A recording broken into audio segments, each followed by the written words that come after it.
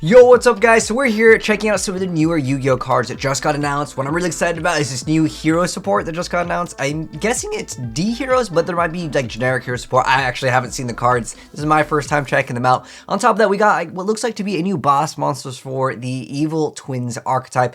And we've got a new ritual card coming out in the game, which is cool. We haven't seen a lot of ritual support in quite some time. Plus a new Synchro monster for the Majesticist. We got a lot of stuff to go ahead and hop into, so let's go ahead and kick it off. You guys excited about new Yu-Gi-Oh cards? Drop a like on this video. But let's get started with the new Evil Twins Trouble Sunny, which is a new Link monster, and it is going to be a Link 4 monster with the Link zones being the left, top, right, and the bottom. And it's got 3,300 attack, and its summoning requirements are going to be 2 monsters, including an evil twin monster. So it says that you can use each effect among the first and second effects with this card's name only once per turn. The first part is a quick effect. You get to tribute this card to special summon from your graveyard up to 1 Kill and Lila monster each. The second part is you get to banish this card from your graveyard, then send 1 evil twin monster from your hand, deck, or face-up field to the graveyard to send 1 card on the field to the graveyard. Okay, sending 1 to the graveyard is quite nice. It does have that quick effect where it can like basically dodge just in case your opponent is trying to do something to it. And then I guess you are able to send 1. I mean, if it was a banish instead, maybe it'd be a little bit better. But overall, it's like a decent card for the archetype. I don't think anyone's going to splash this in. I've seen some people try to splash the Evil Twins in, but most people have moved on to other engines as there's been just newer support in Yu-Gi-Oh! And plus the amount of hand traps that are being played now with DD Crow main deck and Ghost Spell. It's kind of hard to mix in so many archetypes. But I haven't really seen anyone really play Evil Twins, so let me know, guys, what you think of this as an Evil Twin player. Is it going to really make the deck that much better? But moving on to the new card, the Transonic Bird over here. So here's the artwork on it. It's a new ritual. It's going to be a level 4, 0 attack, 2,400 defense points, and it says you can ritual summon this card with Sonic Tracker once per turn. Oh, by the way, it's a level 4 Dark Wing Beast effect monster, so Transonic Bird. Anyways, once per turn, you reveal a ritual spell card in your hand. If you do, add a ritual monster from your deck to your hand whose name is listed on it. Okay. And if you do that, shuffle the revealed card into the deck. Okay. And then once per turn during your opponent's turn as a quick effect, you get to summon 1 ritual spell from your deck to your graveyard. This effect becomes that ritual spell's effect. That ritual summons a monster when it's activated. The third part is if this ritual summon card is tributed, you can target 1 face-up card your opponent controls and negate its effect until the end of the turn. I've been saying the same thing. They're at least giving a lot of different decks negates. I'm sure a lot of you guys noticed that within the past week when we've been covering all of these new cards. Everything is negate heavy, but it doesn't negate and destroy. You'll need 2 of those things to make the Yu-Gi-Oh card good, but let's check out Sonic Tracker because maybe it makes sense.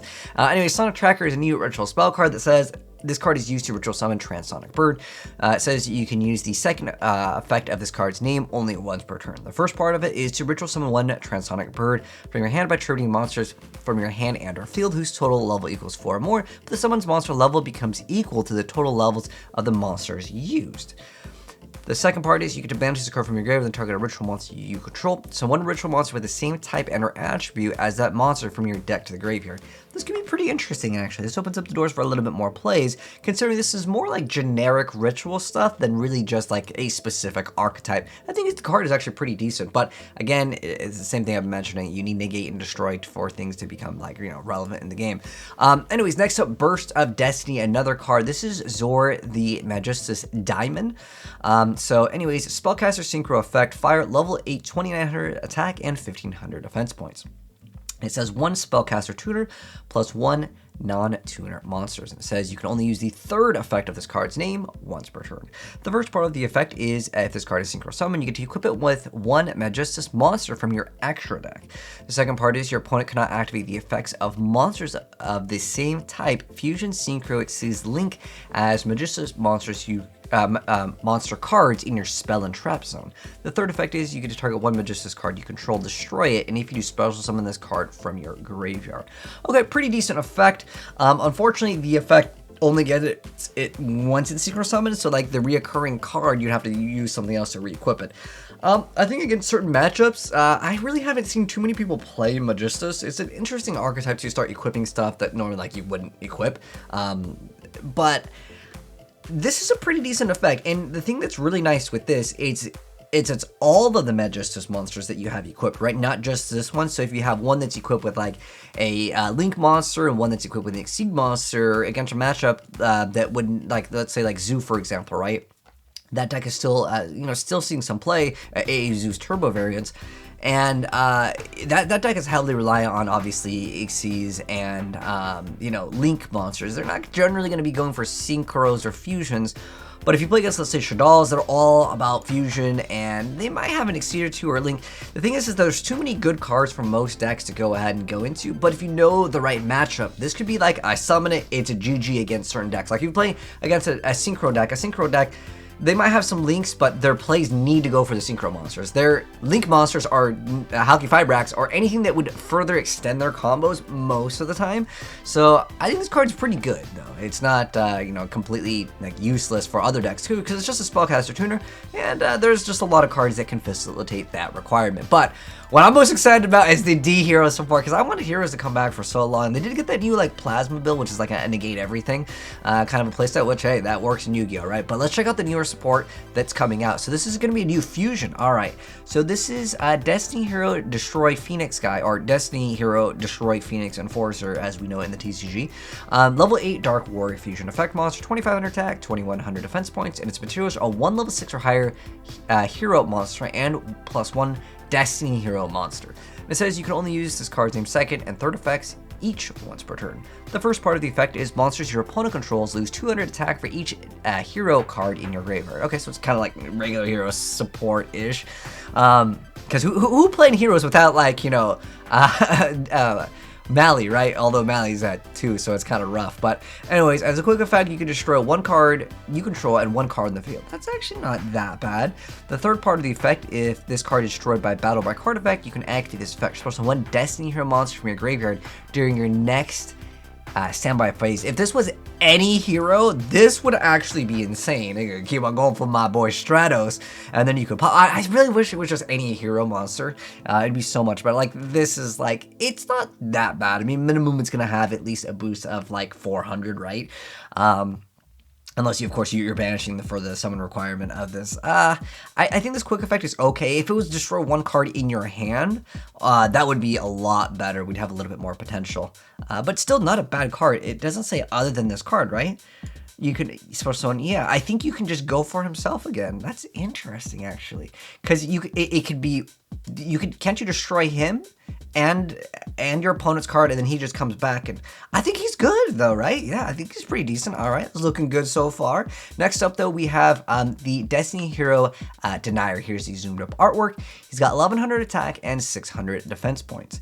And anyways, it's a level 3 Dark Warrior effect monster, and it says you can only use his card's name first effect once per turn, and you can only use his card's name second effect once per duel. All right, you better be good.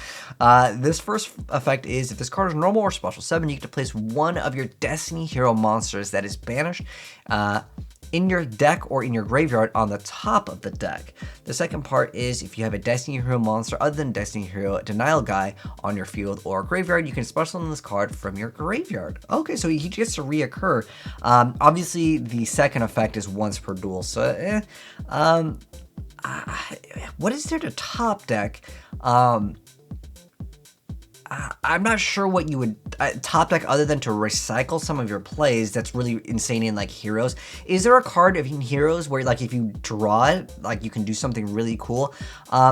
Isn't there like that card, was it like Destiny Draw or not Destiny Draw? There's one card where like if it's like, is it Bubble Man that you could do something with? Maybe if it's like the only card you have. I don't know. There's probably something that you can do with this. I just don't remember. It's probably some obscure card that it hasn't seen play in a while, but maybe it could be used. Someone let me know in the comment section below. I'm pretty sure there's a hero card that if you draw it does something in the start of your draw phase or something. Anyways, Break the Destinies, a new normal trap card that says you can only use one of this card's name first and second effects per turn, and only once that turn. The first part of the effect is to target 1 Destiny and Dragoon or 1 level 8 or higher Destiny Hero monster you control, destroy. And if you skip your opponent's next main phase 1, which is interesting because if they don't go to their battle phase, they can't actually go to main phase 2, which is like a more so Yu-Gi-Oh rule that you guys can argue about on Dueling Network all day, or Dueling Book. The second part is you can banish this card from your graveyard and add 1 spell trap that specifically lists Destiny and Dragoon or Destiny Hero monsters card name in its text from your deck to your hand, except for Break the Destiny. Okay. Interesting effect for sure, locking your opponent out of really dealing with your board, especially when you have that card that can record. I think this is pretty decent. I really only see this card as like, this card's pretty solid to go ahead and make. It has a decent quick effect, so if you can like make this card and then make Dark Law, like you have a decent effect, right? It can keep on coming back. Yeah, I like this. But the problem that I have with this card, like, if you guys have remembered, like, the, what is it, Phoenix High King Avatar archetype, where it would be destroyed, then you have to, like, wait for it to come back, it kind of reminds me of that. Like, obviously, it's way better as a quick effect and stuff like that. But it's one Destiny monster during your next standby phase instead of the next standby phase. That's a really key thing. So you can't, like, on your turn pop it and then, like, their turn comes around, it's back and you can pop again. Then the card would actually have a lot more meta potential. But I still think it's a decent card, and I think that it can definitely see play. But those are my thoughts on the new Yu-Gi-Oh cards. Let me know your guys' thoughts down below in the comment section below. But anyways, thanks for watching, guys. If you enjoyed the video, drop a like on it. If you're new here and do want to see more new Yu-Gi-Oh cards as soon as they get announced, make sure you guys are subscribed with the bell notification on, and you'll definitely see more very soon. But take care, and I'll catch you guys in the next video. And I'm signing out. Peace.